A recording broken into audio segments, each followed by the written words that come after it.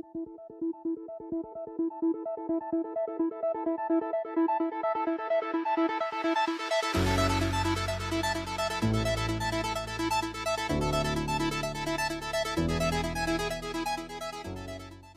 selamat pagi, selamat siang, selamat sore, selamat malam, selamat datang kembali di channel Kawan Review. Seperti biasa, kalau kalian sudah melihat video ini berarti sudah ada ulasan film atau mungkin serial yang udah kalian tonton atau mungkin belum kawan-kawan tonton dan aku rekomendasikan.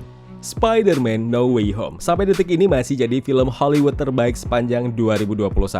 Salah satunya, ya bisa disepakati emang gara-gara film ini juga, gara-gara teori fans yang ternyata terjadi, ditambah kabar bahagia tentang Tom Holland sebagai Spider-Man yang lanjut ke trilogi berikutnya, masa depan Spider-Man kayaknya bakal cemerlang. Lalu, Tom Holland beruntung dong. Bener, beruntung sekali saudara-saudara. Tapi dibalik semua itu, No Way Home ternyata membuka peluang dan memperbaiki citra Spider-Man senior. Peluang untuk Spidey Tobey kembali tampil di Spider-Man 4. Dan citra seorang Spider-Man paling tampan, the one and only Andrew Garfield yang di dua film The Amazing Spider-Man dianggap sebagai Spider-Man paling buruk. Ya ketimbang ngobrolin Tobey Maguire saat ini, aku justru lebih tertarik dengan Andrew Garfield. Dan sedari awal komentar negatif terhadap kedua film Spider-Man ya, sampai detik ini aku masih menganggap The Amazing Spider-Man 1 dan 2 sangat-sangat memorable. Terutama The Amazing Spider-Man 2. Ini tuh Spider-Man paling bisa bikin fansnya emosional. Spider-Man yang jago memainkan perannya buat mendobrak-dobrak ketangguhan hati penonton supaya ikut larut dalam sakitnya. Men, ketika Uncle Ben dan Gwen Stacy tewas, aku bisa ngerasain, perih banget. Dan ini pun berulang ketika di No Way Home yang akhirnya beberapa adegan Andrew dibuat sebagai pengingat kembali tentang banyak hal yang telah terjadi di film The Amazing Spider-Man. No Way Home ternyata membuat nama Andrew Garfield yang sebelumnya dianggap buruk memerankan tokoh Spider-Man justru sejak di No Way Home mendadak kembali dikagumi. Seakan orang tuh lupa kalau dia pernah jadi sasaran empuk para fans Spider-Man dan kritikus film yang dengan lantangnya menilai dirinya adalah Spider-Man atau Peter Parker terburuk yang pernah dibuat. Masih ingat dong, dulu The Amazing Spider-Man adalah film Spider-Man yang sama sekali katanya tidak merepresentasikan komiknya. Tokoh Spidey yang kurang nerd, Andrew yang dianggap terlalu tua untuk memerankan Spider-Man versi SMA kala itu. Atau mungkin ia terlalu tampan untuk ukuran Peter Parker. Kemudian kritik fans karbitan yang sempat ketemui di salah satu blog review film yang menganggap The Amazing Spider-Man mencoba tampil dark tapi nanggung, tampil jenaka tapi nggak berasa fun sama sekali, katanya sih gitu. Nah, beberapa waktu lalu Twitter sampai rame nih trending topik hashtag TASM3 atau The Amazing Spider-Man 3, hashtag Andrew Garfield. Banyak fans Spider-Man menginginkan dibuatnya lagi Spider-Man Andrew. Belum lagi, Rhino yang sempat muncul di akhir scene The Amazing Spider-Man 2 belum tereksplor banyak ketimbang para member di Sinister Six lainnya. Ya maaf, aku nggak bisa sepakat untuk menjelek-jelekan The Amazing Spider-Man dan bahkan Andrew Garfield itu sendiri. Eksekusi cerita film tersebut memang benar masih banyak kelemahan di sana-sini, tapi terbilang masih bisa dinikmati. Masih.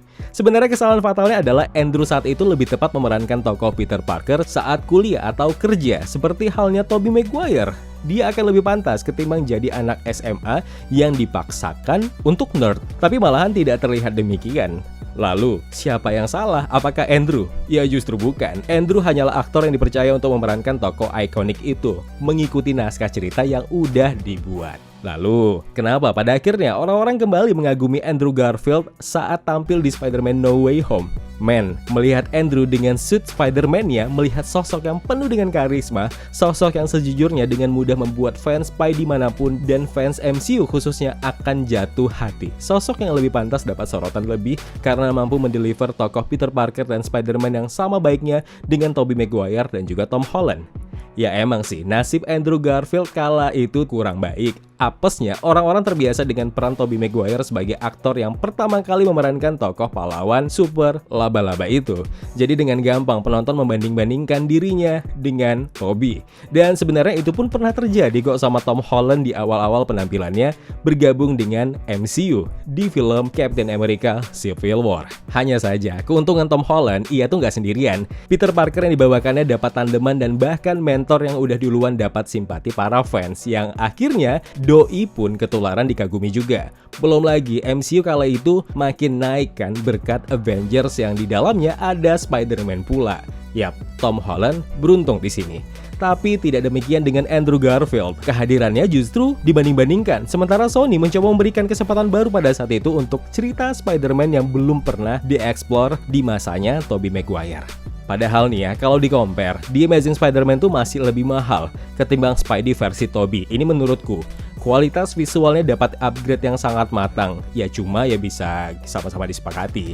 Villainnya itu yang berasa ampas sih. Electro, Lizard, dan Green Goblin Harry Osborn yang tampak lemah. Imbasnya tokoh inti pun kena olok-olokan.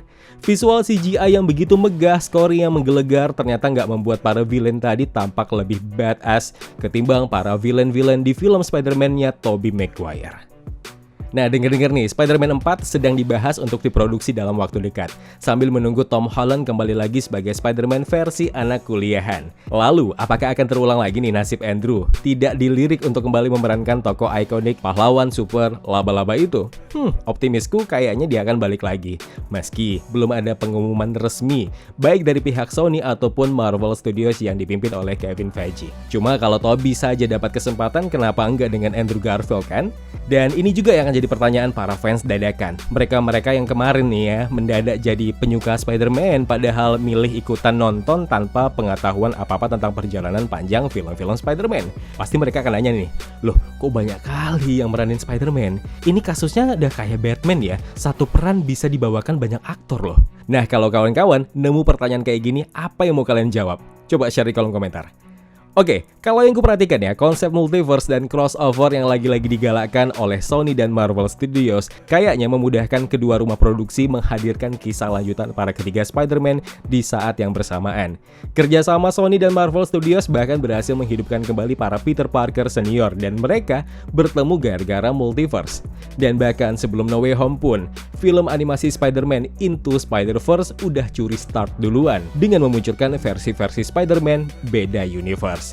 Pada intinya yang kuharapkan adalah Andrew Garfield akan dapat kesempatan lagi untuk memerankan Spider-Man di masa mendatang. Ya mungkin tidak dalam waktu dekat. Kalau Tobey bisa, kenapa Andrew tidak bisa? Sekarang kalau gue tanya deh, jawab jujur. Seburuk apa sih film The Amazing Spider-Man 1 dan 2 itu? Dan sebaik apa film tersebut?